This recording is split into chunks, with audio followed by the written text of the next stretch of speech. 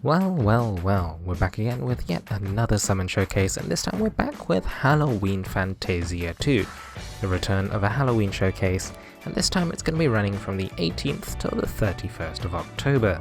Let's get straight to it. The first unit is the 5-star Fire Axe Halloween Mem. Her first skill is Charming Trick, which deals damage to enemies ahead and creates a 10-second debuff zone that reduces the defense of enemies inside by 15%. Her second skill is Tempering Fancy, which grants a 20% strength buff to flame adventurers on her team for 15 seconds, and also grants Mim Dream Boost, which is a 5% critical rate increase. Her co-ability, differing from the standard Axe co-ability, is plus 30% to the critical damage modifier. Noting that the base is 170%, this is roughly an 8% damage increase for standard adventurers on her team. Her abilities, the first of her abilities is Flame Worm's Sweet Nature, granting her plus 100% burn resist. Mim also always transforms into Brynhilda, much like her Gala variant, and her attack rate while shapeshifted is increased by 15%. She has full stun resist, and her third ability is Draconic Dream, granting her plus 100% defense while shapeshifted, and, if Dream Boost is active, also an additional 20% damage in her shapeshifted form. Overall, Halloween Mim is a fair addition to the Fire Adventurer pool. She has a unique co-ability which opens up new team compositions, and due to the crit co-ability would also pair well with dagger units on her team. Unfortunately, the Flame Dagger unit pool is still rather lacking, but here's hoping that Cygames manages to make them more appealing in the future. It would be interesting to see, in the coming days, whether anyone takes Halloween Mim through Expert High Midgard's Armor for the time attack ratings. Her debuff zone combined with her strength buff makes her a somewhat compelling choice, but only if the zone is activated at the right times for High Midgard's Armor's fight. So, the times where he's less mobile would be, say, when he's been broken, his Tattered Sky and Storm Chaser attacks. Moving on, we have the 4-star Fire Staff, Halloween Lowen, or as someone Reddit have taken to calling him, Halloween. His first skill is You Won't Trick Me, a standard heal, but also with a 5-second, 10% defense buff, as well as regen for 15 seconds. His second skill is Here's a Treat for You, another heal that also grants a 10% hit point buff which lasts for the rest of the quest. This stacks up to 3 times per fight, if it's at all similar to his Wind incarnation. Being a staff unit, he has the Recovery Potency co-ability as standard. His other abilities are at max unbind, plus 75% skill prep, sleep resist, and force charge, which grants you 25% of skill gauges per full strike 3 times per quest. Despite not having stun resist, Halloween still seems quite like a suitable pick for High Midgard's Armor in general. The defense buff combined with a skill prep and force charge might enable you to ease up the initial heal check in High Midgard's Armor. Personally, I play Vanessa in High Midgard's Armor, and the one time I tried playing Verica, everyone died because I couldn't charge my first heal before the Storm Chaser.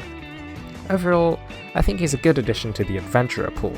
Our only other Fire Staff adventurer with sleep resist is Orion, and he's a 3-star unit with an offensive skill, which is rather lackluster, and overall doesn't really seem to fill any overall niche. Next up, we have the 4-star Water Sword, Halloween Odetta, or Halladetta. Her first skill is Envoy of the End, which, like her Light incarnation, deals 2 hits of damage in the line ahead, and inflicts 5% defense down. Her second skill is Wonderful World, which grants a 20% strength buff to Odetta and nearby allies in a circle around her. It's slightly different to her Light incarnation since it doesn't have the heal. Being a sword unit, she has the Dragon Haste co-ability. The first of her abilities is Primed Defense, granting a 10-second, 10% defense buff to your controlled unit when Odetta's skill 1 becomes ready for use.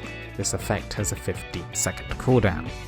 She also has stun resist and plus 20% buff time. While water sword units with stun resist are pretty much covered by Xander, this somewhat mirrors Odetta's original introduction as a light sword unit in the same banner as Albert. Her simple skills and strength buff, lacking the heal that her light variant has, means her playstyle is rather simple but also effective. Since her second skill lacks the heal that her light variant has, it also means that AI units controlling Halloween Odetta will use the skill when it's available, rather than only when friendly units have sustained some damage. Overall, I think she's a fairly effective and simple unit, but also at 4-star rarity, which makes her far easier to summon and add to your collection than a 5-star unit would be. Anyway, moving on to the dragon added in the showcase, we have the 5-star water dragon, Halloween Maritimus. He grants water units plus 30% hit points and plus 35% skill haste. His skill is Hocus Pocus, which restores hit points to all allies and creates a 10-second buff zone, increasing the skill damage of adventurers inside by plus 30%. The skill haste portion of his aura will likely make him a must-have dragon for buffer units such as Elizan and possibly Summer Estelle. The additional skill haste also makes it quite an attractive dragon for healers that use buff skills such as Thaniel, and might also allow Nurse Aileen to rotate through her skill shift healing cycle much faster to access her defense and strength buffs. The skill Hocus Pocus is also pretty interesting. The 30% skill damage is a fair amount, and also sort of indirectly makes it an offensive skill due to contributing to team DPS. The zone is also pretty big, but not big enough to let you ignore positioning. I think it's roughly the same size as, say, Gala Cleo's strength buff. While not part of the showcase, but still featured on their Twitter feed, we have the Wyrmprints added. We have the 5-star Wyrmprint Candy Couriers, granting 1 units plus 40% skill damage, and a universal plus 25% broken Punisher. This is our first 1 skill damage print. I'm not sure whether this is actually worth using over something like Resounding Rendition. Resounding Rendition gets 10% less skill damage, but gains 8% crit rate at 70% or above hit points, which might potentially win out over 25% broken Punisher, since the break state lasts for such a short amount of time overall in the course of a fight. In the end, I guess it depends on the caps and the eventual print which you might be able to pair it with. I don't think this is a definite must-have print for 1 units, but it's definitely not a bad print either. The 4-star print added with this showcase is Masquerade Mission, which grants 10% shadow resist and 8% critical rate at full hit points. The defensive part of this print doesn't really it's not really a sought after niche, and I'm pretty sure that the top 25 compositions by Expert High Jupiter are literally 100 Gala Cleos, which I don't think will use this Wyrmprint due to the sort of full hit point requirement for, well, the critical rate. Overall, it's a fairly niche and somewhat difficult to use print, but I was still surprised to see that in the art, the long-haired individual in the middle is Eric. I suppose in the end he is a former noble. Also featured in the Twitter art for some reason, we have the 5-star print of Tricks and Treats, which is an event print. It grants plus 50% skill prep, 10% shadow resist, and also plus 100% trick or treats, which is the event resource. It's not even a new print, but, well, hey, it's in the Twitter post, so I'll talk about it because I grabbed that image from the Twitter posts anyway.